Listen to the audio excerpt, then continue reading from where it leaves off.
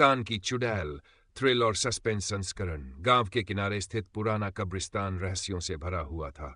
वहां के बुजुर्ग अक्सर कहते हैं कि रात के अंधेरे में एक चुड़ैल वहां भटकती है, पर यह महज एक कहानी है या सच्चाई, कोई नहीं जानता था। फिर भी कब्रिस्तान के पास जाना तो दूर, लोग दिन में भी उसके आसपास से गुजरने से कतराते थे। एक रात गांव के 4 दोस्त समीर, करण, विशाल और राहुल ने इस रहस्य का पर्दाफाश करने का मन बनाया।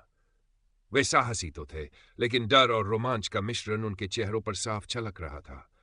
उन्होंने ठान लिया कि वे कब्रिस्तान की सच्चाई जानकर ही दम लेंगे। आधी रात को, जब पूरे गांव में सन्नाटा पसरा हुआ था, चारों दोस्त टॉर्च और एक पुराने नक्शे के सहारे कब्रिस्तान की ओर चल पड़े। जैसे जैसे वे आगे बढ़ते, हवा ठंडी होती जा रही थी। रास्ते में पेड़ ऐसे हिल रहे थे मानो कोई छिपकर देख रहा हो। उनके कदमों की आवाज इतनी तेज सुनाई दे रही थी कि सन्नाटे में एक एक कदम एक गूंज की तरह महसूस हो रहा था। कब्रिस्तान के गेट तक पहुंचने पर वे रुके। गेट पर लगी जंग लगी चेन को हिलाते ही एक अजीब सी चीख हवा में गूंज उठी, मानो किसी ने कब्रिस्तान की शांति को भंग कर दिया हो।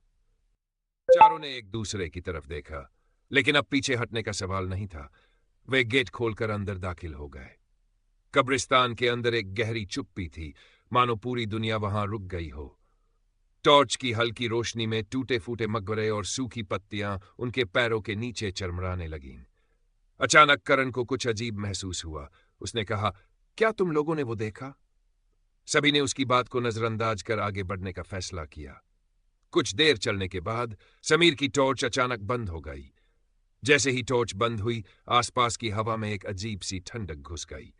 तभी पास की एक पुरानी कब्र के पास से किसी की सिसकियां सुनाई दी। विशाल ने अपनी टॉर्च उस दिशा में घुमाई और उनकी आंखों के सामने एक भयावह दृश्य था। एक औरत सफेद साड़ी में झुकी हुई थी, मानो किसी चीज को ढूंढ रही हो। अचानक वह औरत मुड़ी, उसकी आंखें गहरे लाल रंग की थी और उसके चेहरे पर एक अजीब सी नफरत भरी मुस्कान थी।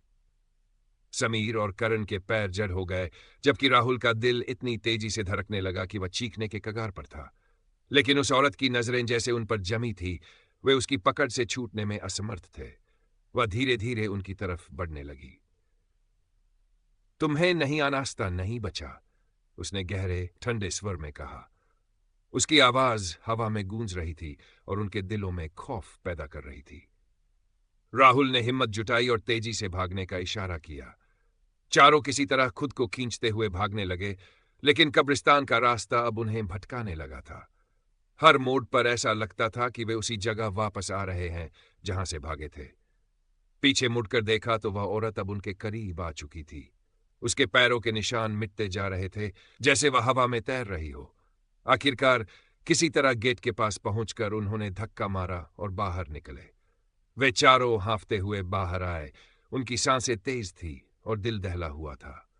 जब उन्होंने पीछे मुड़कर देखा तो वह औरत गेट के पास खड़ी थी, लेकिन बाहर आने की कोशिश नहीं कर रही थी।